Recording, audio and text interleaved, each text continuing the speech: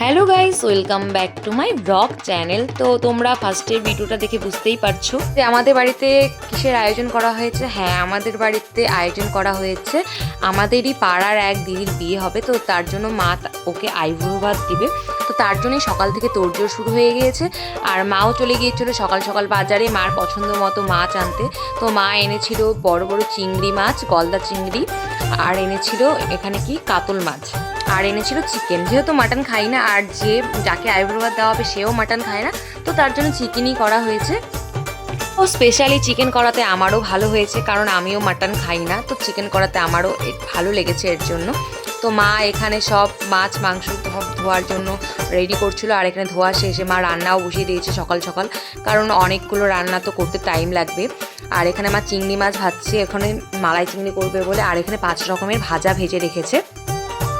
তো আর এখানে তারপর আলু ভাজা হচ্ছে চিকেনের জন্য। মা সব চিকেনের জন্য ব্যাটার সব রেডি করে রেখেছে, এখানে কি কি মশলা দিবে। তো আজকে আমার বৌমনিকেও ডাকা হয়েছিল, কারণ কয়েকদিন পরেই বৌমনির হলো অ্যানিভার্সারি। তো তার জন্য আমি বৌমনিকে মজা করে বলেছিলাম যে তোমার আজকে বিয়ে বড় হাত দেওয়া হবে। তো বৌমনিও চলে এসেছে, বৌমনি যাবে ডিউটিতে, তার ডিউটি যাওয়ার আগেই চলে এসেছিলো। আর এখানে আমার ছোটদা এসে শানের সাথে দেখতে পাচ্ছ কি করছে, ঝামেলা করছে, ঝগড়া করছে, শানকে রাগিয়ে দিচ্ছে।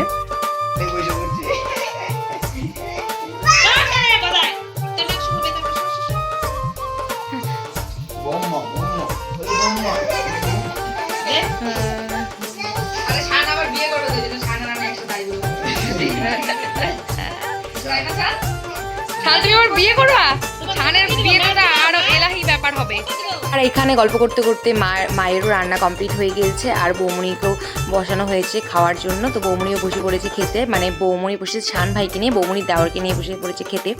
এখানে তো ছোটো দেওয়ার সাথে বৌমনির বড় দেওয়ারও জুটে গিয়েছে, বৌমনির সাথে খেতে বসবে বলছে, ও বেরোবে তার জন্য। আর তার সাথে তো পাশে কাকিমণিও বসে পড়েছে। হ্যাঁ, এতক্ষণ থেকে যাওয়ার অপেক্ষা করছিলাম, সে এতক্ষণে এসে পৌঁছালো। মানে ওকে ইনভাইট করা হয়েছিল দুপুরের দিকে, তো এত বিয়ের জন্য ব্যস্ত ছিল, বিয়ের মার্কেটিং করার জন্য, তো তার জন্য আসতে অনেকটাই লেট হয়ে গিয়েছে। ও বিকেল দিকে এসেছিলো, সন্ধ্যের আগে আগে এসেছিলো। তো আমরা ভেবেছিলাম যে ওকে আইবুড়ো ভাত দিয়ে তারপরে আমরা দুপুরে লাঞ্চটা সারবো, তো সেটা আর হলো কোথায়, সেটা আর হয়নি। আমাদের দুপুরে খাওয়া দাওয়া কমপ্লিট করে তারপরে ও এসেছে, তারপর ওকে আইবুড়ো ভাত দিতে হয়েছে।